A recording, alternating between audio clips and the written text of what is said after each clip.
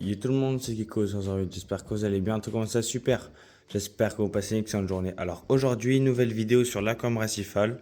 Donc ça fait longtemps que j'ai pas fait de vidéo. Donc je vais vous expliquer pourquoi dans cette vidéo justement. Pourquoi cette absence aussi longue. Donc c'est par plusieurs choses. Donc déjà je suis en stage là du coup chez un pêcheur sur le lac Léman. Donc un stage pour mon école. J'avais plus trop d'inspiration aussi pour les vidéos. C'est vrai. J'ai aussi un autre problème. Mon densimètre flottant JBL m'indiquait des fausses valeurs. Donc c'est pour ça que j'ai dû du coup racheter un densimètre. J'ai acheté oui c'était 100 euros, enfin 100 francs si vous voulez. C'est très très cher.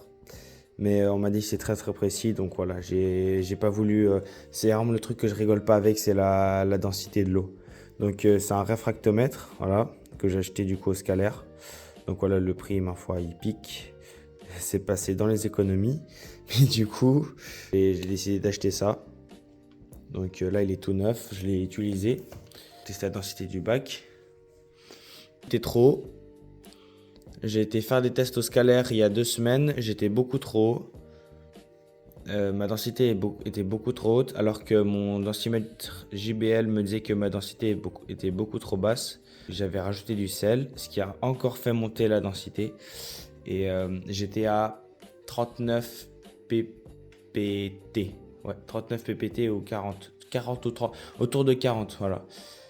Donc j'ai dû rajouter de l'eau osmosée. À la place de enlever de l'eau de mer et remettre de l'eau osmosée, j'ai plutôt décidé de relever le niveau de l'aquarium de l'eau. Voilà, vous voyez, il manque un peu, mais de base j'étais au trait rouge et là maintenant je dois être au trait bleu. Là je dois rajouter de l'eau d'ailleurs. Bientôt je vais rajouter aussi un système, peut-être je pense être plus simple, en dessous d'osmolation, donc un bac qui retient l'eau osmosée avec un petit détecteur sur le côté, et dès que le niveau de l'eau descend, en fait ça injecte de l'osmose directement dans l'aquarium, comme ça évite à chaque fois de rajouter litre par litre. Sinon l'aquarium va très très bien, les palétuviers vont bien, il y a juste là un petit peu des feuilles qui deviennent un peu rouges, celle-ci, mais elle commence à devenir un peu plus verte maintenant. L'aquarium va très très bien, la caïtomorphe ça va. La Colerpa, elle a un petit cycle là où elle va un peu moins bien, voilà. Mais bon, toutes les algues là dans mon bac, ils ont des cycles, donc je m'inquiète pas. Les éponges, ça pousse à foison. Là, celle-ci, elle va très bien. Celle-ci là-dessous aussi. Et j'en ai une derrière la vitre que j'arrive pas très bien à filmer, qui pousse vraiment bien. Mais elle est derrière le décor. Sinon, le Montipora va très très très très bien. Vous pouvez le voir. Il est vraiment magnifique. Et il pousse vraiment bien. Je suis super content. Là, bientôt, il va se faire encercler par... Ah bah oui, d'ailleurs. Là, je vais devoir couper. Je vais faire ça tout à l'heure. Je vais devoir couper le Briarium. Alors, en fait, je confonds tout le temps ce corail avec Briarium ou Pachyclavularia viridis. Je ne saurais pas dire lequel est lequel. Il me semble que cette souche-là, c'est du Briarium. Et celle-ci, c'est du Pachyclavularia viridis. Il me semble. Après, je suis vraiment pas sûr. Mais en tout cas, il faudra quand même que je le coupe. Ici, en tout cas, que je fasse une petite bouture. Et puis le Xenia pumping, normalement, il ne devra pas causer de problème. Je crois qu'il va pas pousser sur la vitre. Parce qu'après, ça rentre en concurrence, ça va faire le bordel. Sinon, là, la petite bouture pousse plutôt bien. L'autre bouture, juste là, elle est en train de se reprendre gentiment. Donc, on voit qu'elle pousse sur le plot. Voilà, là, on voit beaucoup mieux. On voit les polypes qui sortent, donc ça fait vraiment plaisir. Sinon, là ça pousse bien. Ici aussi. Ça pousse bien de partout, on va dire. Le Discosoma, il pousse super bien. Comme vous pouvez le voir. Celui-là, il est à la taille de l'autre. Mais en tout cas, ouais, il fait plein de nouveaux pieds, de nouvelles pousses, le Discosoma, donc ça fait plaisir. Les Palitoa vont très très bien, ils poussent bien aussi. Donc ça fait plaisir, il pousse bien de partout, on va dire. Même ici, là. Hop, il pousse bien. Voilà. Là derrière, la Gorgone va très très bien aussi. Alors, désolé, les vitres sont un peu sales de ce côté-là. Mais la Gorgone va très très très très bien. Elle fait des super magnifiques pousses. Ça fait extrêmement plaisir. On va peut-être le voir mieux depuis le haut. Voilà. On voit vraiment, elle est magnifique. En pleine forme, ça fait vraiment plaisir. Voilà. Ça pousse, ça pousse. Là, je pense que il va y avoir un petit combat entre les deux. Mais bon. C'est comme ça, c'est la concurrence entre les coraux. Toujours quelques aptasias. Mais pas si dérangeantes que ça. Donc ça va. Les poissons vont bien, sinon tout le monde va bien. Il y a quelqu'un dans les commentaires de la dernière vidéo qui m'a demandé tout ce que j'utilisais pour filtrer l'eau de mon aquarium. Donc le seul filtre qu'on va dire que j'ai dans mon aquarium, c'est ce filtre mécanique là qui est de base pour l'eau douce. C'est un Eheim. Je crois que c'est un 700 litres. 700 litres, ouais.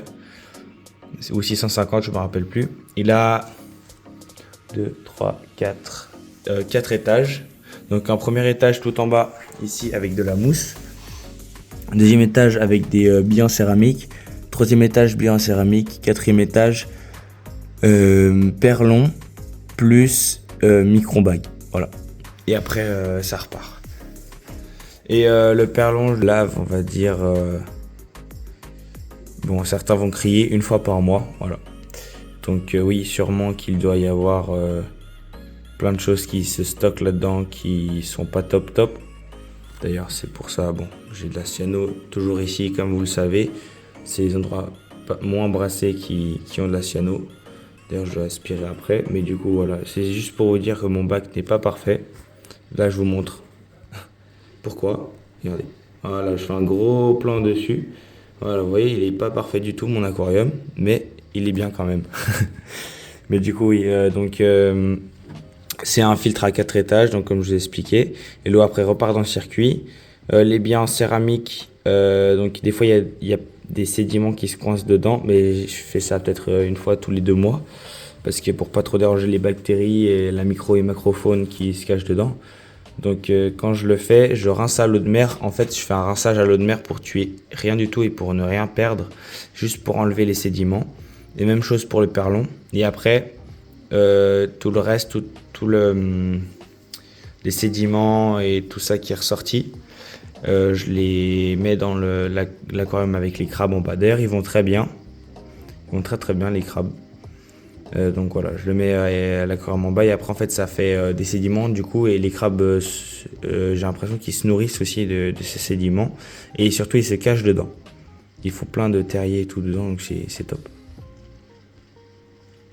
La pompe de brassage, de circulation de l'eau, de toute l'eau de l'aquarium. Il y a la pompe solaire, il y a l'éclairage et on est tout. Et puis le chauffage. Et c'est tout. Donc voilà. Voilà pour la partie un peu technique de l'aquarium, qui est pas très technique d'ailleurs.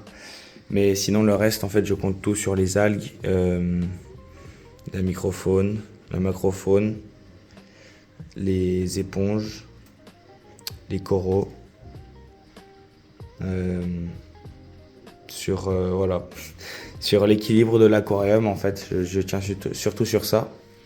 Les changements d'eau j'en fais quand il y a quand par exemple les coraux ont consommé beaucoup de calcium ou comme ça. Là d'ailleurs du coup j'ai pu refaire des tests calcium magnésium vu que pour faire ces tests là en fait il fallait une densité précise et là du coup j'étais très loin.